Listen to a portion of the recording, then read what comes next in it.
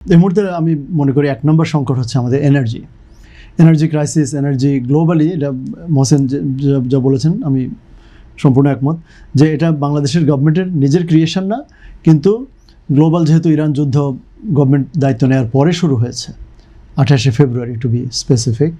So সেটার একটা repercussion, এবং আমরা being so much on energy dependent আমরা, স্পেশালি এলএনজি, এলপিজি, এ দুটো। পেট্রোল ডিজেল অকটেনে অতটা না, পেট্রোলিয়ামে মাত্র 50%, বাট ডিজেলে আরও বেশি অকটেনে। এখন সো এনার্জি নাম্বার 1।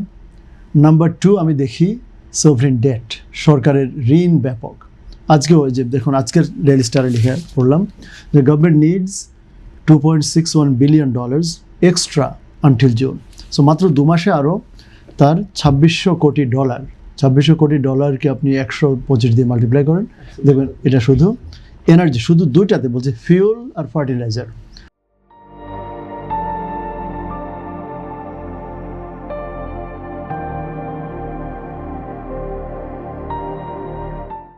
সো সরকারের ডেট একটা ম্যাসিভ ব্যাপার। যে কোনো ঋণগ্রস্ত মানুষ, আর ঋণ এমন একটা জিনিস, এটা যদি সরকারের পরিবর্তনও হয়, এটা তো গোয়িং কনসার্ন, তাই না? প্রতিষ্ঠানের এবং রাষ্ট্র তো সবচেয়ে বেশি ডিউরেবল একটা ইনস্টিটিউশন, তাই না? বিজনেসটা আপনি ওয়াইন্ড আপ করতে পারেন, ব্যাংক আপনি ভালো চলছে না, আপনি বলতে পারেন যে ঠিক আছে তুমি দেউলিয়া, তুমি অবসায়ন, যেটা আমরা বলি বিজনেসের যে রেজলিউশন। কিন্তু সরকার, রাষ্ট্র, দেশ, এটা তো অবসায়ন সম্ভব না। সো এখানে আপনি যুগ ধরে আপনার এই ডেটটা কারণ গভর্নমেন্টের সাথে যে কোনো ঋণদাতার যে চুক্তি, আমরা মনে করি government is gonna honour it. So second biggest problem হচ্ছে সভরেন ডেট, সরকারের ঋণ। এবং এখন তো প্রায় প্রতি সপ্তাহে $5000 কোটি যে গভর্নমেন্ট করে বাংলাদেশ ব্যাংকে অকশন করে, নিলাম করে লোন নিচ্ছেন।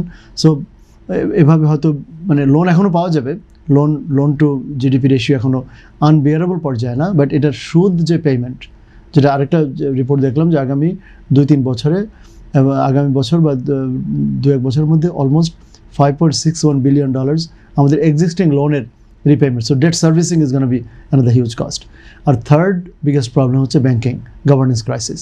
এখন আমি মনে করি যে ব্যাংকিং সেক্টরে যে অরাজকতা, যেটা 17 বছরে বা ইভেন তারও আগে, ঋণ খেলাপি সমস্যা কিন্তু to be fair on Sheikh Hasina, যে ঋণ খেলাপি এটা কিন্তু শুধু শেখ হাসিনার নিজস্ব আবিষ্কার না, যেটা ডক্টর রেহমান সোবহান বলেছেন, প্রফেসর রেহমান সোবহান উনি বলেছেন যে খেলাপি ঋণ কিন্তু, উনি প্রয়াত রাষ্ট্রপতি জিয়াউর রহমানের কথা বলেছিলেন যে খেলাপি ঋণ ওনার সময়ের আবিষ্কার, বাট আমি সেভাবে অ্যাট্রিবিউট করবো না। ওনার সময় আবিষ্কার হলেও ওইটা অনেক মানে স্বল্প মাত্রায় ছিল, কিন্তু খেলাপি ঋণের ব্যাপক বিস্তার ঘটেছে পরবর্তী সরকারেরগুলোতে, বিশেষ করে এরশাদ সরকার আমল থেকে শুরু করে পরবর্তী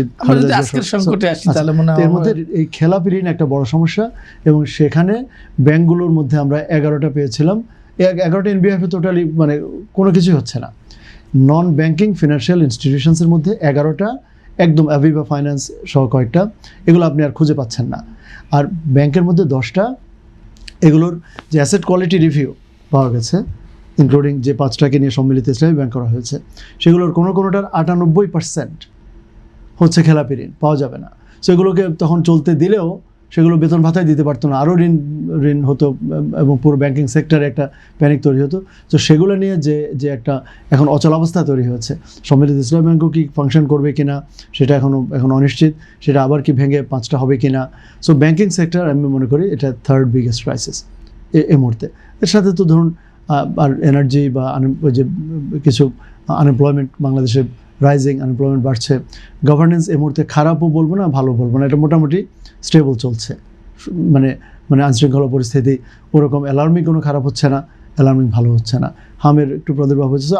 আপনি নিশ্চয়ই মানে বাংলাদেশ সব প্রবলেমগুলো একটা লম্বা তালিকা আপনি চাচ্ছেন আমার কাছে। তো আমার মনে হয় যে প্রাইমারি যে 3টা বললাম, যে আপনি এনার্জি এবং এনার্জি ম্যানেজমেন্ট, এনার্জি কোথায় পাওয়া যাবে আমি জানি না, যেটুকু আছে সেটার ম্যানেজমেন্ট কীভাবে আরও সরকার কী করতে পারে। এনার্জি ইস্যুতে আমার মনে হয় সরকার শুরুতে একটু মানে নিজার্ক রিয়াকশান করেছিলেন, ওই যে 2 লিটার বা ইত্যাদি দেওয়া হবে বলাতে একটা প্যানিক হয়েছে। এখন ব্যাপক হারে তো কিছু চোরাচালা, মানে কিছু আবার মানুষের যে মজুদ করছে, মজুদের কারণে হচ্ছে। আর কালকে তো ফর দ্য ফার্স্ট টাইম দেখলাম, বিশ্বাস করে ইন লাইফ, যে মানুষ কন্টেনার, বড় প্লাস্টিক কন্টেনার নিয়ে সদর রাস্তায় দাঁড়িয়ে, মানে একটা গাড়ির লাইন, একটা মোটরবাইকের লাইন, আর একটা কন্টেনারের লাইন। এই যে তীব্র, মানে April being the hottest month of the year, তীব্র গরমে গাড়ির ভিতর যে মানুষগুলো জীবিত সিদ্ধ হয়ে যাচ্ছে, এটা আমি জানি না, আমার মনে হয় একটা দুটো আমার পরামর্শ, আমি এই সেক্টরে মানে এক্সপার্ট না, বাট আমি মনে করি যে একটা করা যেতে পারে যে কতগুলো জিনিসের যেমন আই ওয়াজ থিঙ্কিং যাচ্ছে আমরা এটা করতে পারি কিনা যে সপ্তাহের একদিন বা দুদিন যে গাড়ি চলাচলই বন্ধ, টোটালি কোনো গাড়ি চলবে না, বা প্রাইভেট ভেহিকেলের উপর, it could be weekends, could be other things, যেমন সরকার স্কুল বন্ধ করে বা 3 দিনের জন্য করেছে। কারণ অন্য অনেক জায়গায় একটা করা যায় যে কোনো গাড়িতেই আপনি যে কার পুল, ব্যক্তি গাড়ি আর কি, বিদেশে এটা করে যে কার পুলিং করতে হবে আপনাকে, আপনি একা যেতে পারবেন না, আপনি অন্যের সাথে যেতে হবে, কার পুলিং। সো কার পুল ইউনিভার্সিটিগুলোতে ব্যাপক আছে, কার পুলিং ব্যক্তিগত পর্যায়ে করা যায় যে আপনি অথবা মানে যেটা এনার্জির উপর লিমিট না করে, I think particular type of vehicles যে আপনি আপনার মানে ধরুন মডেল দেখে 7 দিনের মধ্যে হয়তো 5 দিন মানে চালানো, তাতেও কিন্তু 10-20% করে চাপ কমতে পারে। ট্রাকস, বাসেস এগুলো তো খালি চালানো, তাদের কোনো ইনসেন্টিভ নেই, তারা চালাচ্ছে না। এই যে সংকটগুলো বলছেন, এর মধ্যে সরকারের অগ্রাধিকার কোনটা? তার সাথে রাসেল, তার সাথে অনেকে আমি জানি না জানেন কিনা, বাংলাদেশের যেগুলো প্রাইড প্রজেক্টস, জিয়া ফার্টিলাইজার যেটা কাফকো হলো, আপনি যে কাফকোর মতো প্রতিষ্ঠান বন্ধ, সিইউএফএল বন্ধ, যেগুলো 5টি সার কারখানার মধ্যে 4টাই বন্ধ, আর আই থিঙ্ক 5 নম্বরটাও 2-1 দিনের মধ্যে বন্ধ হবে, গ্যাস সাপ্লাই নেই। এখন এগুলোর রিপারকেশন মানে ডেভাস্টেটিং।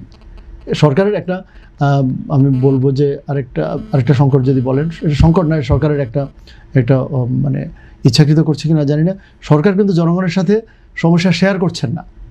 সরকার এমন একটা ইমপ্রেশন দেওয়ার চেষ্টা করছেন যে everything is business as usual. কোনো পলিসিগত দুর্বলতা সরকারের বলা উচিত যে আমাদের গ্যাসের অভাবে আমাদের সার কারখানা কিন্তু 4টা বন্ধ হয়ে গেছে, সরকারের দোষ না এটা, গ্যাস না সাপ্লাই দিলে আপনি কোথায় যা আমরা আগামী 2 বছর কৃচ্ছতা এক্ষেত্রে সরকারের কি করণীয় আছে এবং তার কোনো দুর্বলতা আপনি দেখছেন কি? তার শেয়ারিং, কারণ সরকার তো family, head of the family.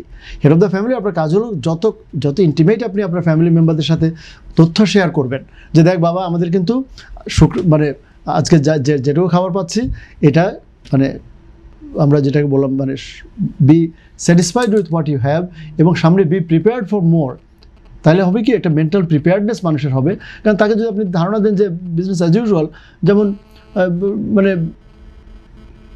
এনার্জিতে কি ক্রাইসিস আসছে, বেতন প্রাইস লেভেল কোথায় কি ক্রাইসিস আসছে, যে ওয়ার্ল্ড ব্যাংক বলছে যে আপনার জিডিপি হবে 3.03%, তাই না? আপনি কেন আপনার 9 লক্ষ, যেটা আমার যে মানে তাৎক্ষণিক মনে এসেছিল যে 9,27,000 কোটি টাকার বাজেট আপনি দেবেন, এই যে একটা হাইপ তৈরি করছেন, বাজেট হয়তো আপনি দেবেন, বাজেট আপনি 14-15 লক্ষ কোটি টাকারও দিতে পারেন, কিন্তু আপনি পরে যখন 3 মাস পর 6 মাস পর আমরা রিপোর্ট দেখব পত্রিকায় যে রেভিনিউতে 76,000 কোটি টাকার শর্টফল, এডিপির মাত্র 13% বাস্তবায়ন হয়েছে, তখন কিন্তু জবাব দিতে হয় না মহসিন।